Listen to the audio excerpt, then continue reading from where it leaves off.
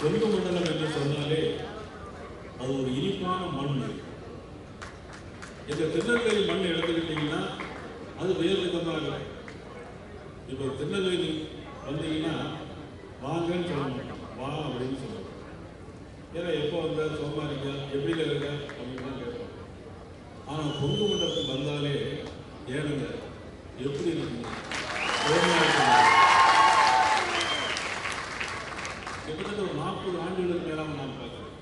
இங்கே இருக்கிற இந்த சாதி அந்த சாதின்னு இல்லாமல் எல்லா சாதி மக்களுமே பேசுகிற ஒரே வார்த்தை ஏனுங்க என்னங்க எப்படி இருக்குங்க.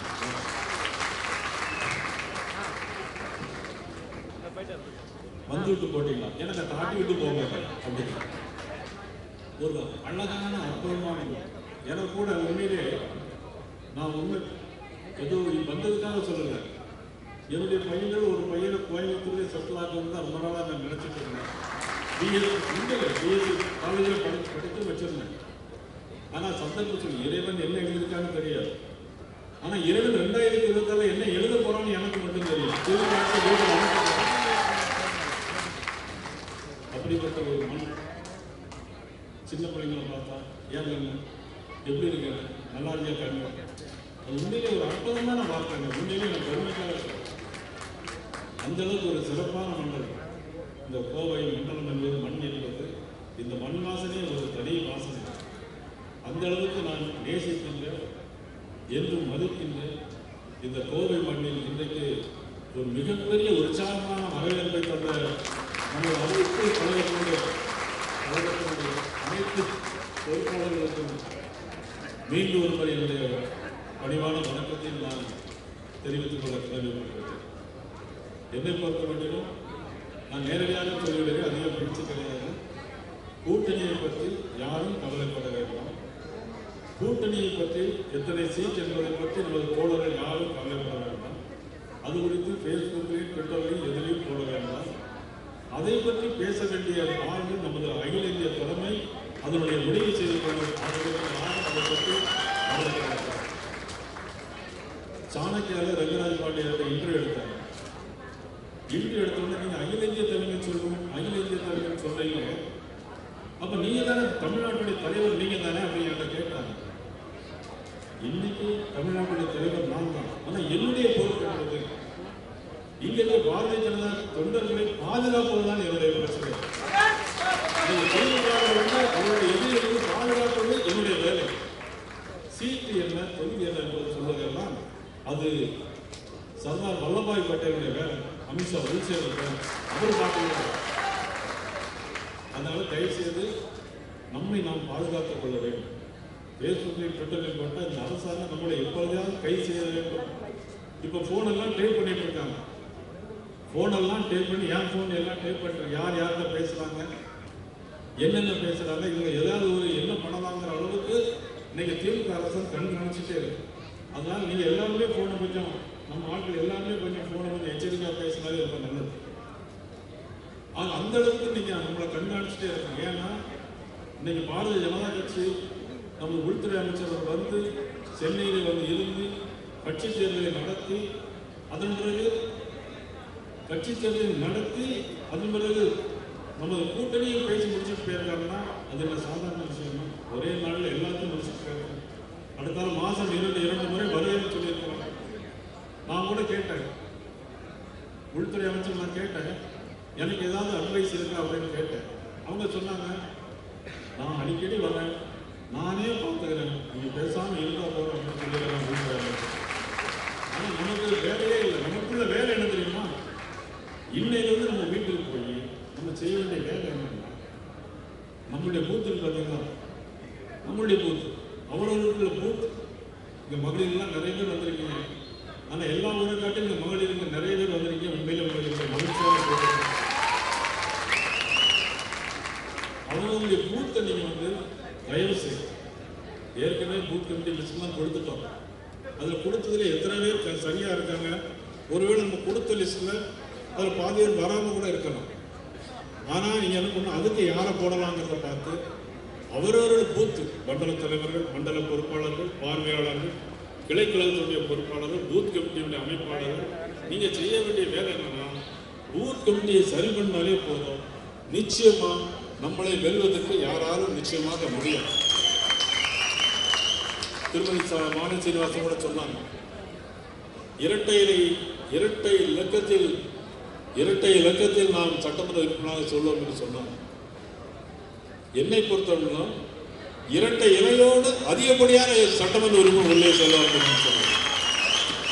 இரட்டை இலையோடு அதிகமான சட்டமன்ற, ஏன்னா மிகப்பெரிய ஒரு மக்கள் விரோத ஆட்சி, மக்களுக்கு எதிரான ஆட்சி, ஆன்டி இன்கம்பன்ட் சொல்லக்கூடிய ஆட்சிக்கு எதிரான ஒரு போக்கு இன்னைக்கு நிறைய வந்துட்டு இருக்கிறது.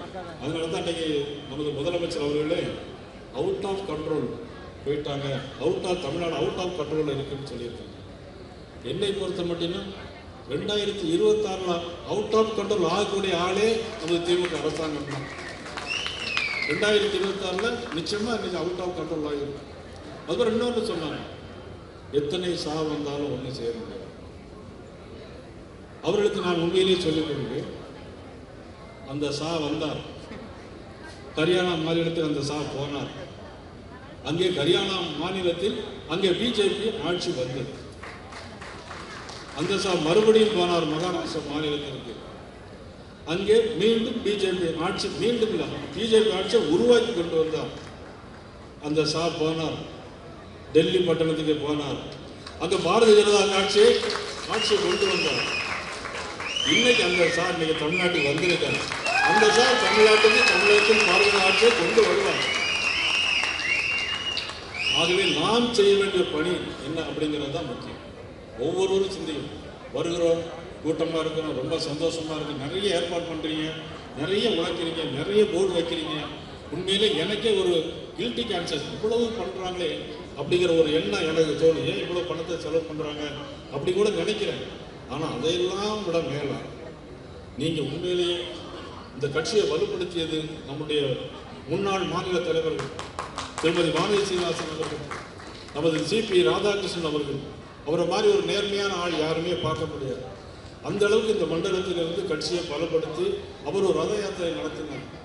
அண்ணன் பொன்னான் அவர்கள் தாமரை சங்கம மாநாட்டை மதுரையிலே நடத்தினார். அதன் பிறகு நம்முடைய மண்ணின் மைந்தன், இந்த மண்ணின் மைந்தன், இன்னைக்கு மாண்புமிகு மத்திய அமைச்சர் வேல் யாத்திரை மூலமாக வீரவேல் வெற்றிவேல் என்ற முழக்கத்தை முழங்கி 4 சட்டமன்ற உறுப்பினர் கொண்டு வந்தார். எண்மண் எண் மக்கள் யாத்திரையை நடத்தி மாண்புமிகு அண்ணாமலை அவர்கள் மிகப்பெரிய ஒரு காரியத்தை இவ்வளவே கைத்தட்டக்கூடிய அளவுக்கு ஒரு நிலைமையை உருவாக்கி கொண்டிருக்கிறார். நமக்கு அதற்கு மேல் என்ன பொறுப்பு என்றால், இனிமேல் தான் நமக்கு இருக்கக்கூடிய பொறுப்பெல்லாம் இவ்வளவு கட்டுமானத்தை, இவ்வளவு கட்டமைப்பை உருவாக்கி கொடுத்த தலைவர்களுக்கு நாம் செய்ய வேண்டியது இரட்டை இலையோடு கூடிய சட்டமன்ற உறுப்பினர்களை அதிகமாக நாம் ஏற்பாடு செய்வதற்கு நாம் அண்ணா திராவிட முன்னேற்ற தொண்டர்களோடு அவருடைய தலைவர்களோடு இன்றிலிருந்து நாம் அனைவரும் ஒன்றாக பயணிக்க வேண்டும். திருவண்ணாமலை போன அக்கிரி கிருஷ்ணமூர்த்தி அவர்கள் 300-400 கட்சிக்காரங்களை கூட்டி விட வந்து எல்லாரும் சால்வ போட்டாங்க. இன்னைக்கு பார்த்தோம் அண்ணன் வேலுமணி அவர்கள் இன்னைக்கு வந்து அவர்கள் பார்த்து இன்னைக்கு பேசிவிட்டு போயிருக்காங்க. காரணம், நமது கூட்டணி கட்சி தேசிய ஜனநாயக கூட்டணி ஆளுங்கட்சியாக வர வேண்டும். அப்பொழுதுதான் நாம் உண்மையிலே இருக்க வேண்டும். நம்முடைய சனாதன தர்மத்தை நாம் பாதுகாக்க வேண்டும், நம்ம வேத மந்திரங்களை நாம் பாதுகாக்க வேண்டும் என்று சொன்னால், இனி ஒரு முறை திமுக ஆட்சிக்கு வந்தால் நம்மை நாமே பாதுகாக்க முடியாத ஒரு சூழலை உருவாகிவிடும். ஆகவே அனைவரும் இன்றிலிருந்து நீங்கள் ஒன்றுபட்டு சபரிமலைக்கு போகும்போது எப்படி 41 நாள் விரதம் இருந்து போவோமோ அதே போல நீங்கள் அனைவரும் இன்றிலிருந்து ஒரு சபதம் எடுத்து நம்முடைய பூத் கமிட்டியை பலப்படுத்த வேண்டும் என்று கேட்டுக்கொண்டு, அதே நேரத்தில் இங்கு இருக்கிற தமிழகத்தில் இருக்கிற பாரதிய ஜனதா கட்சி தொண்டர்களுக்கு ஒரு காலிலே அடிபட்டால் இது நயினார் நாயகனுடைய கண்ணிலே வழி ஏற்படும் போல நான் உங்களுக்கு துணையாக இருப்பேன் என்பதை இந்த நேரத்தில் நான் தெரிவித்துக் கொண்டு, சிறப்பான முறையில் ஏற்படுத்த அனைவருக்கும் வருகின்ற அனைவருக்கும் என்னை இவ்வளவு தூரம் பெருமைப்படுத்திய பாரதிய ஜனதா கட்சியுடைய தலைமைக்கும் மாண்புமிகு பாரத பிரதமர் நரேந்திர மோடி அவர்களுக்கும், நமது உள்துறை அமைச்சர் அமித்ஷா அவர்களுக்கும், தேசிய தலைவர் நட்டாஜி அவர்களுக்கும், அமைப்பு பொதுச் செயலாளர் சந்தோஷ் அவர்களுக்கும், உங்களுக்கும் நன்றி கூறி விடைபெறுகிறேன். நன்றி, வணக்கம்.